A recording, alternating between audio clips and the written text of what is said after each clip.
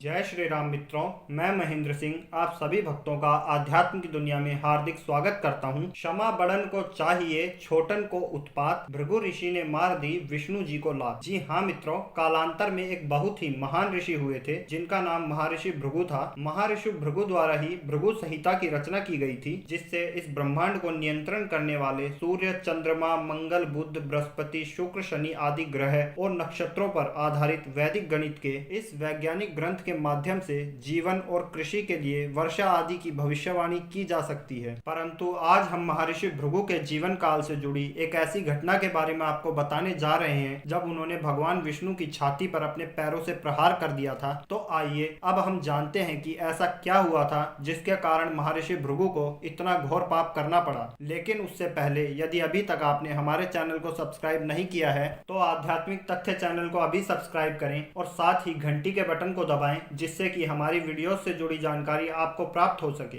मित्रों, पद्म पुराण के उपसंहार खंड में वर्णित कथा के अनुसार मंदराचल पर्वत पर हो रहे यज्ञ में ऋषि मुनियों में इस बात को लेकर विवाद छिड़ गया। त्रिदेवों अर्थात भगवान ब्रह्मा, भगवान विष्णु और भगवान शिव में सबसे श्रेष्ठ देव कौन है। इस विवाद के अंत में यह निष्कर्ष निकला कि जो देव सतोगुणी होंगे वही श्रेष्ठ कहलाएंगे। इसके परीक्षण के लिए महर्षि भृगु को नियुक्त किया गया। त्रिदेवों की परीक्षा लेने के क्रम में भृगु ऋषि सबसे पहले ब्रह्मलोक पहुंचे। वहां जाकर वो बिना कारण ही ब्रह्मा जी के ऊपर क्रोधित हो गए और कहने लगे कि आप सभी ने मेरा यहाँ अनादर किया है। यह देख ब्रह्मा जी को भी क्रोध आ गया और उन्होंने कहा, तुम अपने पिता से ही आदर की आशा रखते हो भृगु। तुम कितने भी बड़े विद्वान क्यों ना हो जाओ, तुम्हें अपने से बड़ों का आदर करना नहीं भूलना चाहिए। इस पर भृगु ऋषि ने कहा, क्षमा कीजिए भगवान, लेकिन आप क्रोधित हो गए और मैं तो बस इतना ही देख रहा था कि आपको क्रोध आता है कि नहीं। इतना कहकर भृगु ऋषि महादेव की परीक्षा लेने के लिए कैलाश की ओर चल दिए। कैलाश पहुंचकर उन्हें पता चला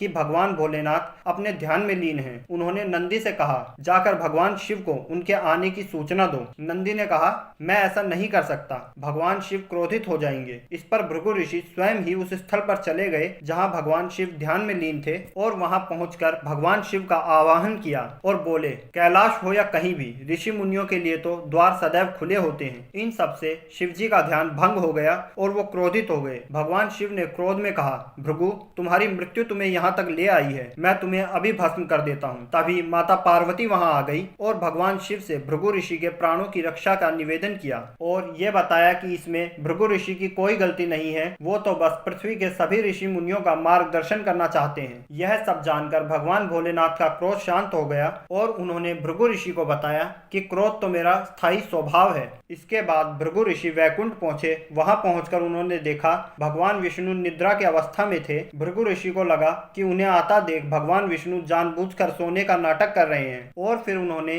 अपने दाहिने पैर का आघात श्री विष्णु जी की छाती पर कर दिया। विष्णु जी की निद्रा भंग हो गई। उठते ही उन्होंने महर्षि का पैर पकड़ लिया और कहा, भगवान, मेरे कठोर वक्ष से आपके कोमल चरण में चोट तो नहीं लगी। यह देख महर्षि भृगु लज्जित भी हुए और प्रसन्न भी। इसके बाद उन्होंने श्री हरि को त्रिदेवों में सतोगुणी घोषित कर दिया। तो मित्रों, ये थी भृगु ऋषि के जीवन की एक शिक्षाप्रद कहानी। इससे हमें दो सीख मिलती हैं। पहली, कि कभी भी हमें क्रोध के वशीभूत होकर ऐसा कोई भी कार्य नहीं करना चाहिए जिससे बाद में हमें लज्जित होना पड़े। और दूसरी, कि यदि किसी व्यक्ति से कोई भूल भी हो जाए तो हमें हमारे अंदर सदैव क्षमा भाव रखना चाहिए और सामने वाले को क्षमा कर देना चाहिए, क्योंकि किसी को क्षमा करने से कोई छोटा नहीं बनता, अपितु इससे सामने वाले व्यक्ति की दृष्टि में हमारा स्थान सबसे ऊपर हो जाता है। और अब इसी के साथ हम आप सभी से विदा लेते हैं। यदि आपको हमारे द्वारा दी गई जानकारी लाभदायक लगी हो तो वीडियो को लाइक करें और चैनल को सब्सक्राइब करें। साथ ही घंटी के बटन को अवश्य दबाएं,